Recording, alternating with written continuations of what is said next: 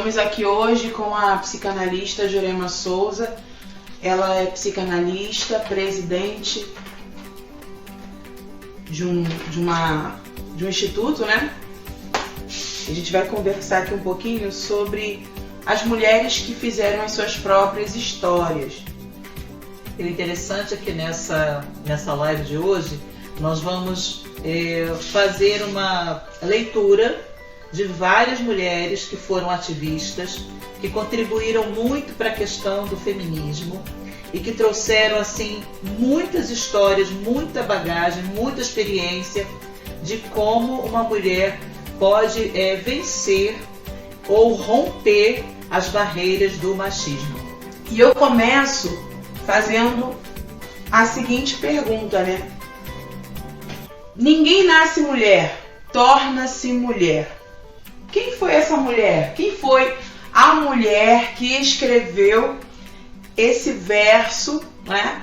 Essa frase tão interessante e que faz com que a gente pense nos dias atuais. Ninguém nasce mulher, torna-se mulher. Como assim? Quem escreveu isso, Jurema?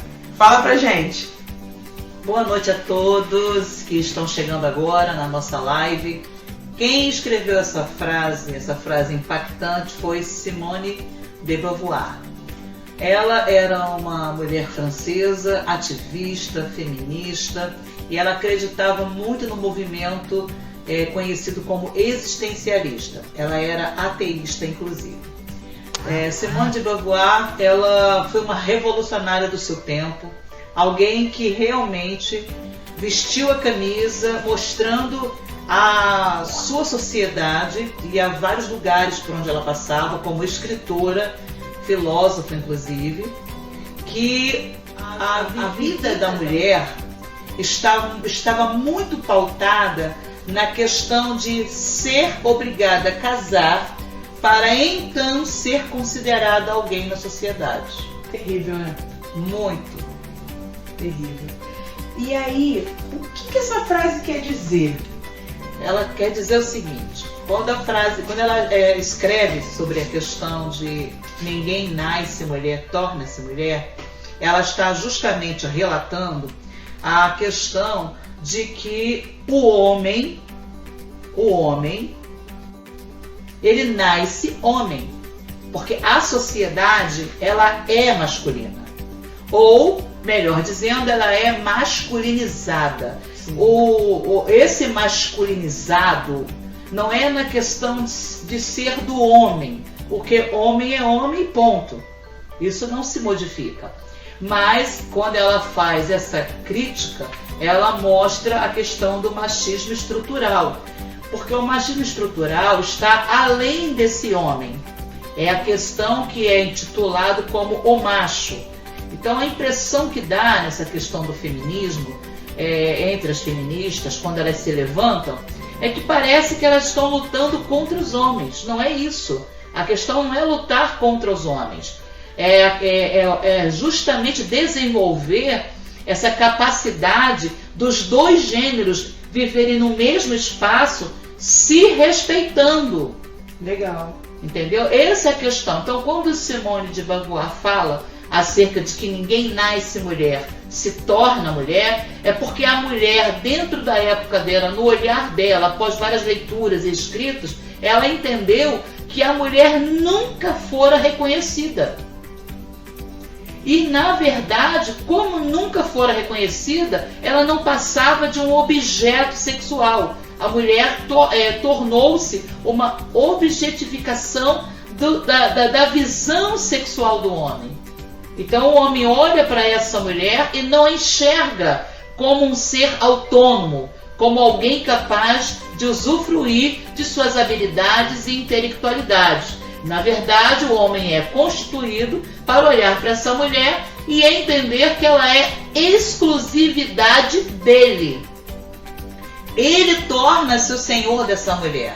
É ele quem determinará se ela vai tomar banho, se ela se veste, qual tipo de roupa, como é o corte de cabelo, que tipo de comida ela pode se saciar, se ela pode ou não estar em algum lugar, quando é o lugar que ela não deve estar, quando ela deve se retirar, momento em que ela se torna inconveniente.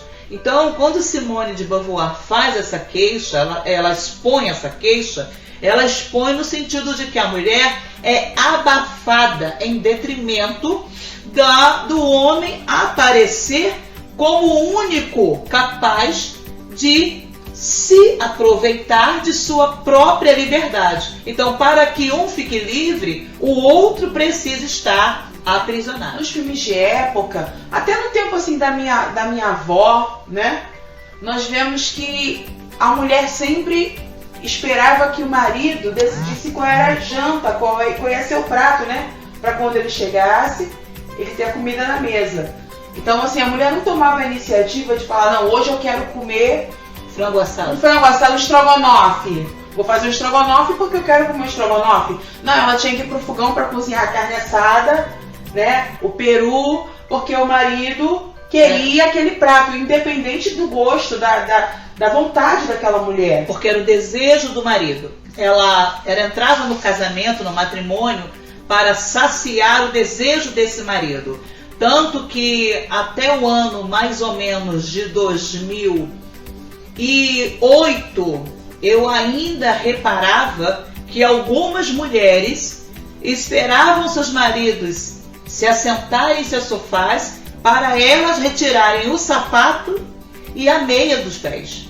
Gente, é bem recente isso. Recente, algo recente. O machismo ser estruturado, ele causa justamente, tanto na mulher quanto no homem, esse quesito de que é necessário que o patriarquismo prevaleça, ou seja, é um sistema patriarcal. Eu quero que você que esteja nos ouvindo entenda que nós aqui não estamos levantando bandeiras no sentido de radicalismo. A verdade que nós estamos aqui dizendo é que o homem é necessário? Sim, claro. A mulher também é necessária. O homem é prioridade numa relação? Sim. E a mulher também é prioridade numa relação. É um conjunto, né? Uma troca. É uma troca, é um conjunto. Por isso o nome é relação. Sim. Porque surge o relacionamento. Quando há um relacionamento, é necessário que os dois estejam em voga. O problema é que a denúncia de Simone de Beauvoir foi justamente por conta dessa mulher não ter voz. Eu acho que o pessoal do Facebook também quer falar alguma coisa. Então, é só para poder dizer aqui, olha, Leda Ieda, minha amiga, né, está prestigiando a gente aqui na live. Gabriela Martins, Ariana Dias, Fabi Linda, Fitivida Gisele. Gente, muito obrigada. Compartilha essa live. Nós estamos aqui falando sobre um tema que é bem pertinente, né? Mulheres que fizeram suas próprias histórias. Ninguém nasce mulher, torna-se mulher. E a nossa querida psicanalista Jurema está esclarecendo, né? Trazendo à luz pra gente hoje sobre essa questão. Então, assim, fiquem atentas a cada ponto que for dito aqui, porque não é por ser minha mãe, mas é riquíssima em conhecimento.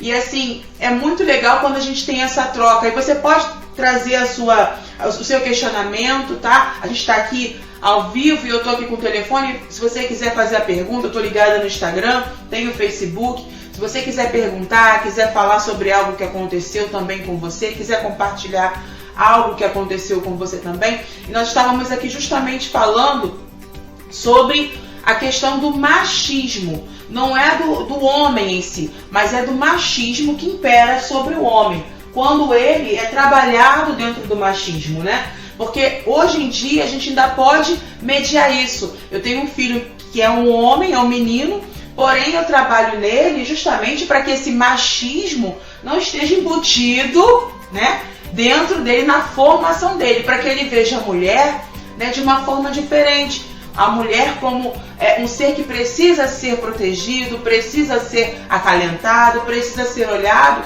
com todo cuidado, com todo carinho.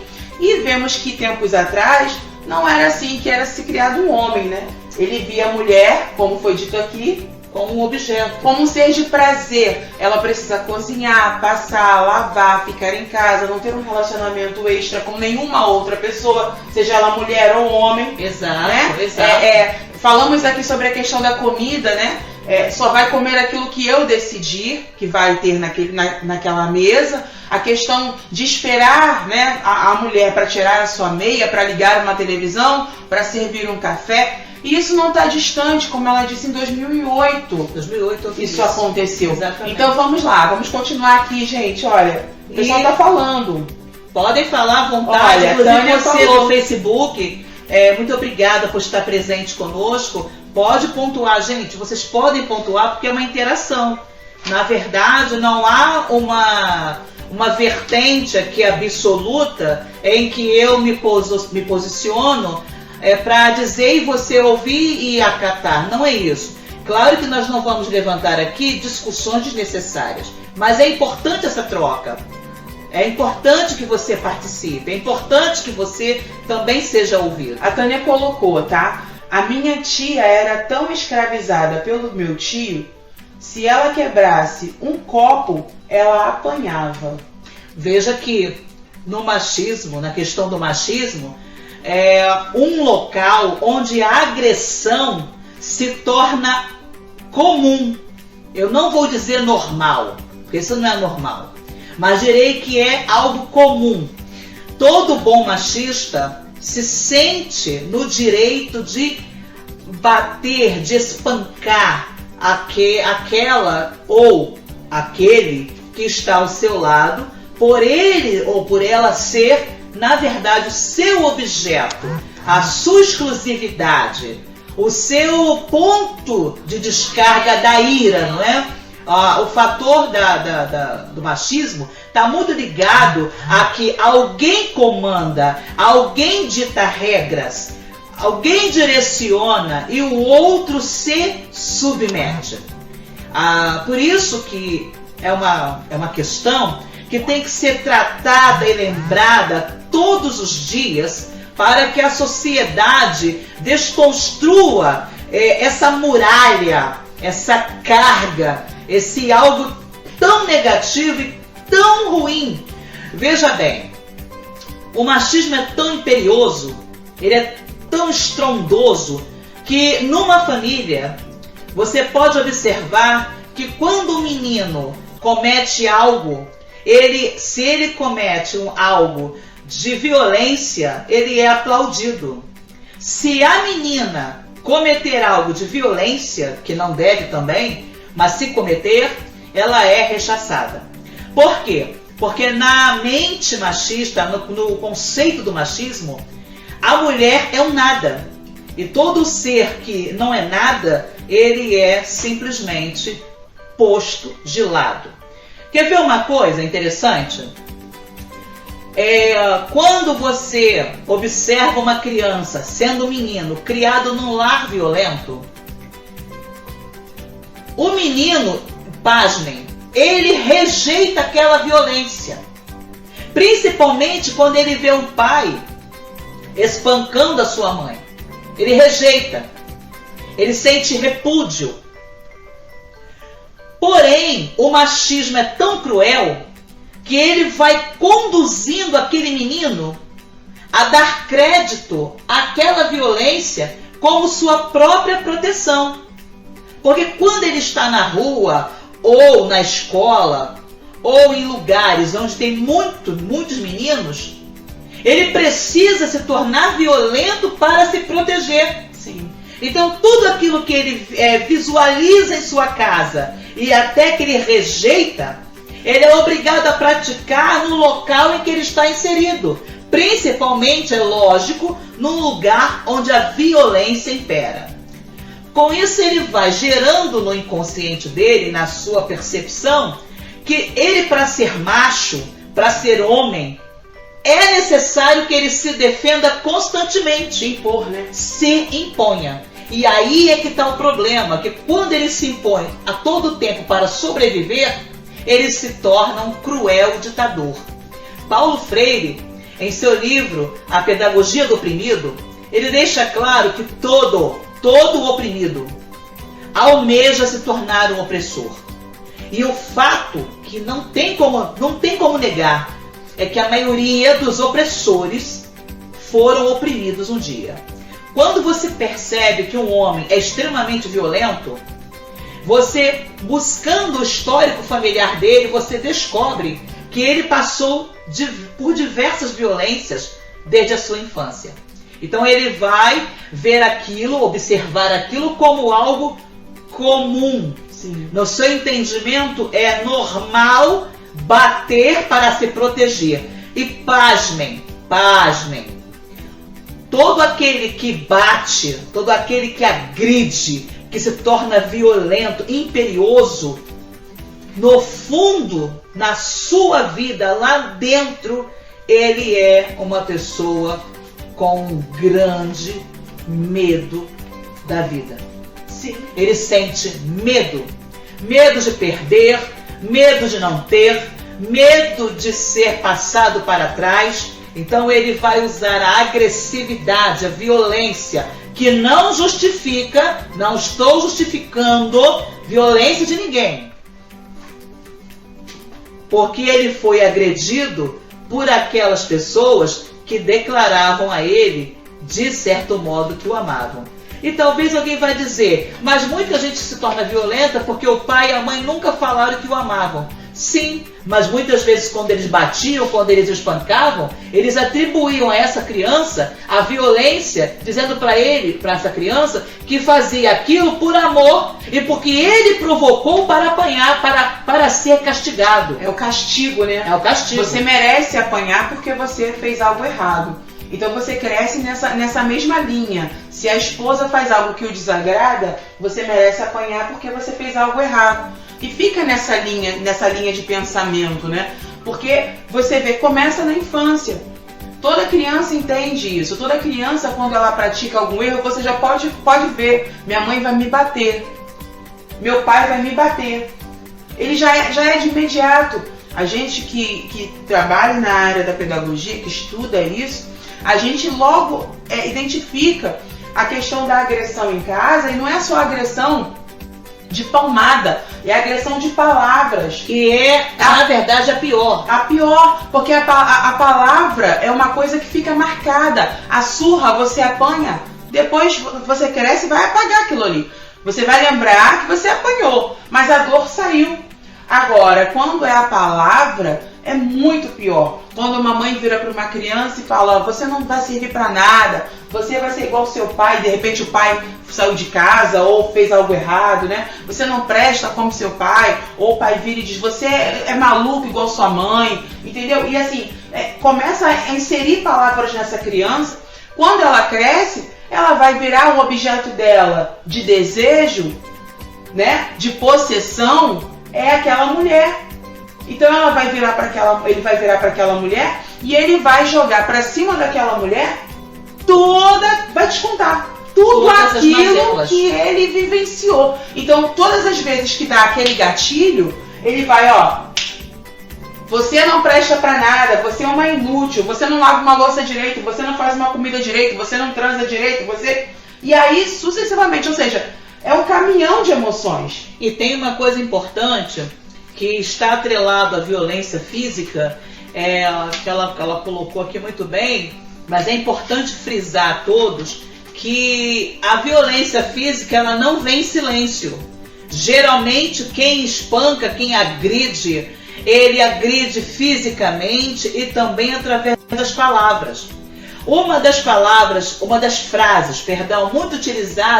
muito utilizada mesmo na agressão física, é a seguinte: você estragou a minha vida.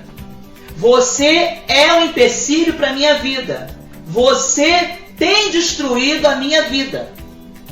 Então, aquele que ouve, além de sofrer agressão física, ele também sofre a agressão psiquíca. A culpa, né? Porque ele passa o quê? A sofrer de culpa. Isso, você toma para você. E o interessante é que a agressão, ela nunca surge diretamente de uma pancadaria.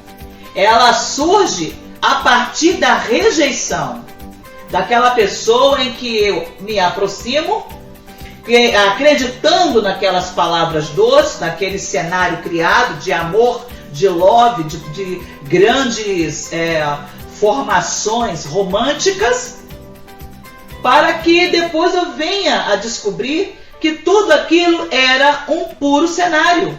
Era simplesmente algo criado para me atrair para a teia de aranha. Então, assim, é muito perigoso quando a mulher, principalmente a mulher, se deixa levar por palavras dóceis demais. É preciso tomar cuidado, porque senão você acaba entrando por um caminho que você vai se tornar alguém exposta a uma sucessão de pancadarias, de humilhações, de distratos, de abandono. No princípio, né, no início, ninguém mostra quem realmente é. De jeito nenhum. No início a gente quer mostrar o nosso melhor lado, né? A nossa melhor face, a nossa melhor versão. Com o tempo, a gente vai revelando aos pouquinhos quem realmente a gente é. Então, assim, da mesma forma, o relacionamento, quando você entra, a pessoa vai ser sempre, gente, cortês, atenciosa, no início. Mas existem pequenas coisas que vão acontecendo ao longo do período, do percurso, que são momentos em que você tem que observar, olha, isso aqui já está fugindo à regra, isso aqui já deixou de ser tão cortês. Então, assim, são nesses momentos é que o estalo vem. Mas, Jurema, quando a gente fala de mulher, logo a gente pensa no feminino. Sim. E quando a gente pensa no feminino, a gente começa a refletir sobre o feminismo. Tem alguma mulher na história que representa essa questão, o símbolo do feminismo? Eu sei que existem várias, mas fala pra gente sobre uma mulher que tenha agido dessa forma e tenha se destacado. Uma mulher que se destacou foi em 1611. Se houver alguém que conheça uma mulher antes dela, estamos abertos ao diálogo. Fala aí, gente, vai colocando aí. Mas a mulher que eu me prendi a conhecer melhor, ela nasceu em 1611 e ela foi uma mulher que aos 17 anos ela foi estuprada aos 17 anos em 1611. Então ela não nasceu em 1611. Ela nasceu aí por volta de 1500 e alguma coisa. Acho que foi 1570. Por aí. Então ela foi estuprada aos 17 anos em 1611. E ela foi estuprada por um homem que era pintor. Que naquela época era muito comum, muito normal haver vários pintores, vários trabalhadores, vários homens, artistas se descobrindo pintores. E ela foi estuprada, e é interessante que ela, além de ter sido estuprada, ela modifica toda a sua estrutura e ela traz essa modificação dessa estrutura quando ela passa a pintar. Então, essa mulher, ela me chamou a atenção, porque em 1611 ela passou por esse estupro e ninguém a acolheu, ninguém a protegeu. Ela não ficou calada, ela denunciou o agressor, mas ela não obteve sucesso, ela não obteve o amparo, o que nós chamamos hoje, que classificamos hoje o nosso instituto, nosso centro social, como apoio. Ela não recebeu o devido apoio. O amparo que merecia, né? O abraço, o carinho, o cuidado. Quando ela foi estuprada aos 17 anos, que ela fez a denúncia, é incrível como nenhuma pessoa da lei a protegeu. Ela foi motivo de zombaria até. E o pai logo se preocupou de, após certa idade, tratar de casá-la para abafar o vexame que ele entendeu, que naquela época era assim, era a cultura da época, que era o vexame para a família dele. Terrível. Não era a dor, não foi a dor Ninguém viu a dor dela. daquela jovem que abalou o pai. Na verdade, foi o vexame perante toda a sociedade que abalou o coração daquele pai, que correu para procurar um pretendente para casá-la, para abafar o caso. O que me chama a atenção é que logo foi descoberto que esse mesmo pintor já tinha estuprado, parece, 2 cunhadas. Então ele não era alguém que fez algo de repente. Ele era um agressor que já estava habituado a usar o corpo das mulheres como objeto do seu sadismo. Ele gostava de ferir, ele sentia prazer em trazer aquela mulher para a humilhação. O nome dessa moça que foi estuprada, e ela toma coragem e traz o relato desse estupro, é Artemisia Gentileschi. Artemisia se tornou uma grande pintora. A mulher pintou uns 100 quadros, mais ou menos. E o que me chama a atenção é que naquele momento de todas as suas pinturas, ela retrata nas pinturas cores fortes. Se era dourado, o dourado para ela tinha que ser visível. Se era vermelho, o vermelho tinha que ser visível. E foi tão simbólica a pintura dela, foi tão inconsciente, foi tão tomado de uma angústia, de uma dor tão fervorosa, que quando ela retratava o branco na pintura, o branco era encardido. E esse é o ponto que eu quero falar com você, querido ouvinte, querida mulher, homens que estão nos ouvindo. O machismo estrutural é neste ponto que ele se enlaça. Porque quando ela mostra justamente naquele quadro uma roupa branca encardida, ela deixa claro que a vida dela foi manchada, que a inocência dela foi furtada, que o direito dela de mulher foi abafado, que ela foi tratada exatamente como lixo, como alguém que foi usada de qualquer maneira, violentamente, porque ele a atacou e depois a descartou. E a pintura, quando eu observando algumas pinturas pela internet da grande pintora Artemisia, eu percebi que os focos nas cores foram tão fortes, e os próprios autores das escritas relatam isso, mas quando chega no branco, o branco torna-se encardido. Então ela mostra que a vida perde a sua beleza quando a pureza se acaba. Quero falar sobre isso na questão do estupro, que o estupro é uma coisa, além de ser antigo, é algo que ainda acontece. Estamos no século XXI, em pleno ano de 2022, e o estupro ainda insiste em permanecer em nossa sociedade. Gente, isso é uma vergonha. E é um absurdo. E é algo fatal que precisa ser combatido, porque essa parte de estupro, ela está relacionada integralmente ao machismo. Verdade. E Artemisia, em suas pinturas, todas as vezes que ela desenhou uma mulher, ela colocou sutilmente a mão da mulher sobre os seios. Porque quando ela traz o relatório desse estupro, ela deixa claro que ele a lançou sobre a cama, apertando o seu seio com a mão dele, colocando o joelho dele entre as coxas, para ela não ter tempo de lutar e relutar para não ser usada por ele.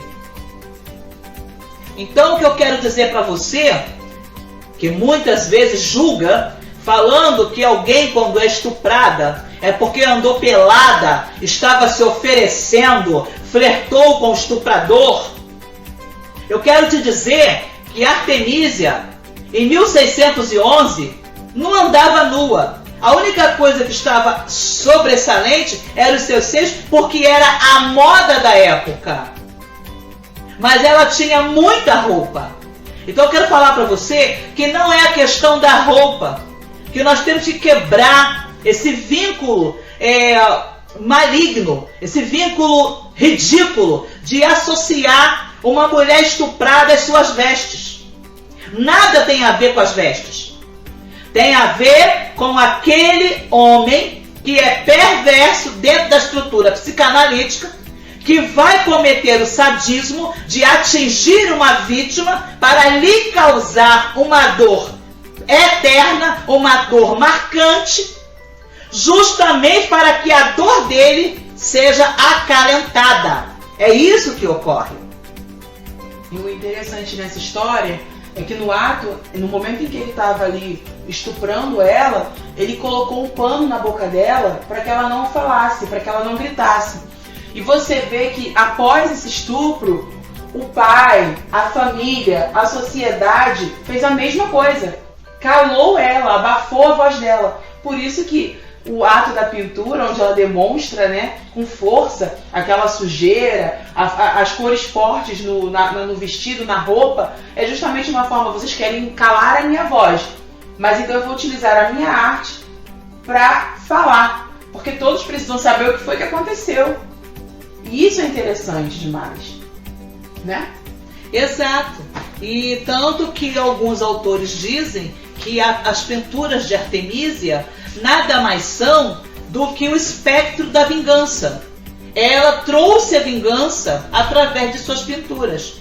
As cores marcantes, justamente, ela faz o ato, o tempo todo, o movimento do corpo, ela mostrando que a mulher torna-se literalmente um objeto sádico, alguém que vai ser usado e utilizado e depois descartado. E o que traz mais raiva a essa história é que ele ainda teve o direito de escolha, ou ficar preso ou ir a exílio, e ele decidiu ser exilado.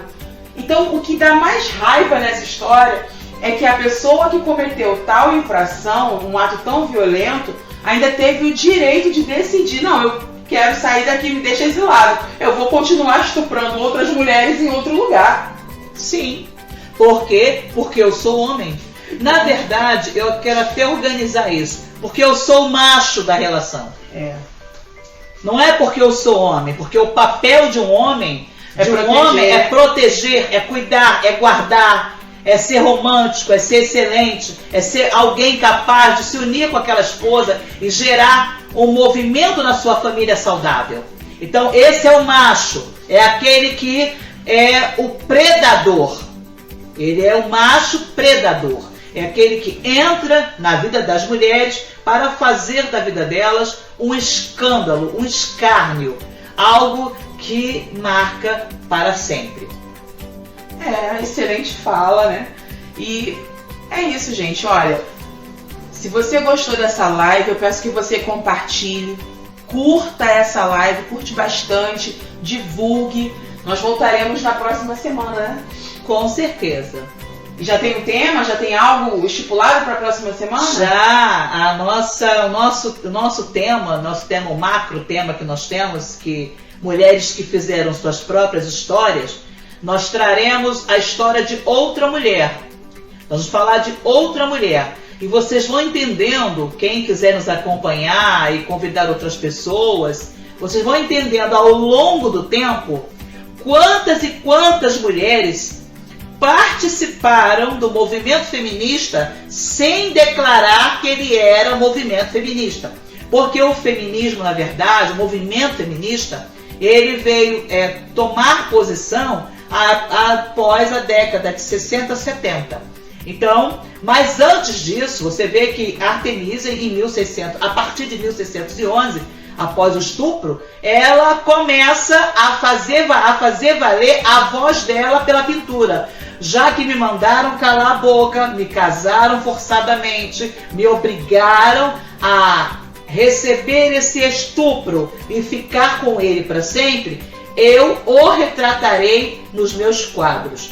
E a partir dessa retratação, ela realizou diversas denúncias. Ela realizou a denúncia da vergonha, da escassez, do abandono, da inutilidade, do vexame, da humilhação, da ruptura da inocência, da fragilidade, da histeria agregada à sua dor, da lamentação, do vazio, do não pertencimento àquela sociedade, porque Artemísia, após esse estupro e da forma como ela foi tratada naquela sociedade, ela passou a se sentir um ser não pertencente àquele local, àquele povo. E pasmem, ainda hoje há autoridades que não veem uma mulher violentada, ou abusada, ou atacada, ou atingida com bons olhos.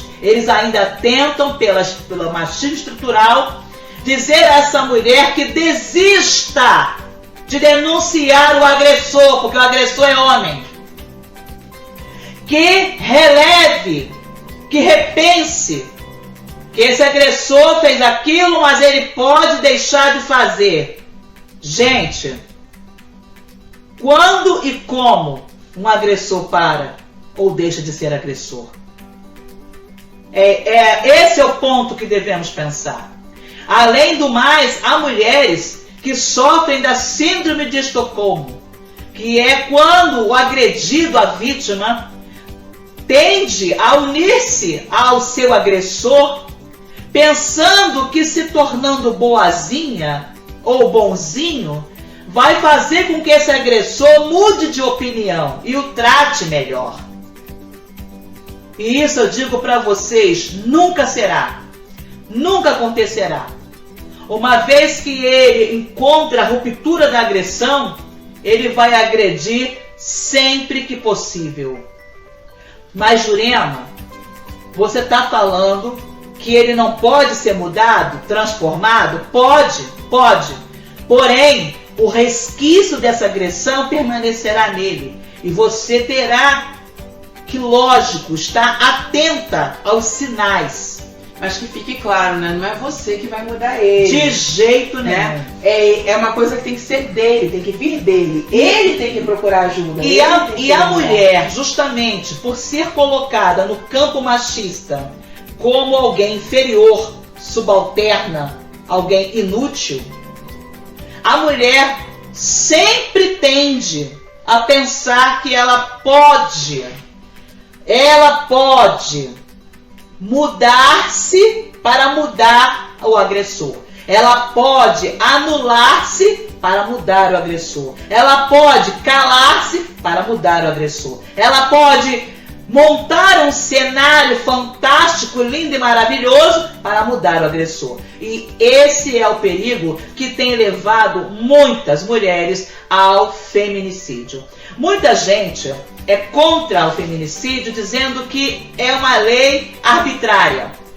E eu quero falar para você que não. O feminicídio, ele veio para combater a violência contra a mulher, a violência doméstica, a violência familiar. E veio para combater também o ódio, a aversão, o ranço, o repúdio ao gênero. Que gênero? O gênero que não é o macho.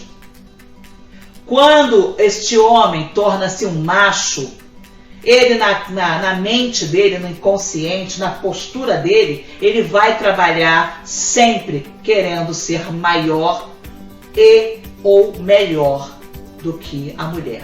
A mulher para ele será sempre um objeto sexual. Vai fazer sexo com ele quando ele tiver vontade. Quando ele não estiver com vontade, ele a rejeitará, porque ele é o macho. Ela vai fazer o que ele quer, vai sair a hora que ele quiser e estará com quem ele determinar, porque ela não tem direito. E eu quero falar para você, querida mulher, você tem direito sim. E você precisa posicionar-se na relação. A relação, ela é a dois, ela não é apenas uma pessoa dominando a outra. Laços da Lari 30 colocou: pode se mudar, mas os resíduos sempre ficam. Exato. Né? A Amanda colocou aqui: infelizmente, o silêncio dos acontecimentos antigos, a violência contra a mulher aumentou, né? No caso, bem, o que ela está querendo dizer aqui é que antigamente existia, era encoberto, e hoje ele está acontecendo e cada vez mais vai aumentando a violência contra a mulher. A Amanda colocou: muito esclarecedor. O Sander colocou: triste. É verdade, Sander, aqui no Facebook. Gente, tem mais semana que vem, tá? A gente não vai ficar só por aqui, não. Tem muita coisa boa vindo aí. Isso aqui é só uma pincelada do que vai estar acontecendo mais à frente. Então, vamos compartilhar. Fiquem atentas, né? A Cleusa acabou de entrar. Seja bem-vinda, Cleusa. Fiquem atentas à chamada da live, porque nós vamos estar sempre anunciando para vocês e vai vir coisa boa por aí, tá bom? Então compartilhem, nós queremos chegar aí, ó, a 1 milhão de mulheres, onde elas possam ser ouvidas também. Eu quero que você coloque, se possível, no direct pra gente a sua história. Se você já passou por algum tipo de abuso, conta pra gente, a gente quer saber. Tá? A gente quer saber um pouquinho sobre o que você já viveu também. Vamos compartilhar, tá bom? E é isso, Jurema. E o interessante, alinhando agora com vocês, o importante, como é que se muda algo? Quando é que esse algo melhora, se ele é tão ruim? Quando pessoas se unem pelo bem comum. Você que está assistindo essas lives tem a capacidade e toda a autorização para liberar essas lives por onde você passar. Divulgue, fale com outras pessoas, mostre a elas que há um grito contra o machismo, contra o espancamento, contra a violência, pelo menos pelo nosso conhecimento aqui, desde 1611. É lógico que tem muito antes, e se eu encontrar nas minhas buscas, eu trarei para vocês. E se alguém encontrar, traga para nós também, será um prazer, vamos compartilhar. Agora, o que você não pode fazer, querida mulher, e até homens, é assistir essas lives e não compartilhar para todos. A propaganda, boca a boca, o trabalho de formiguinha, faz com que multidões sejam alcançadas. O nome disso é movimento sociocultural. Então, que nesse momento você faça parte, vista a camisa do nosso Centro Social Apoios. Apoie esta ideia. Faça dessa ideia a sua bandeira. Não contra o gênero masculino, mas contra essa maldita, que essa é a palavra certa, estrutura machista que contamina homens e mulheres. E muitas vezes contamina também as crianças.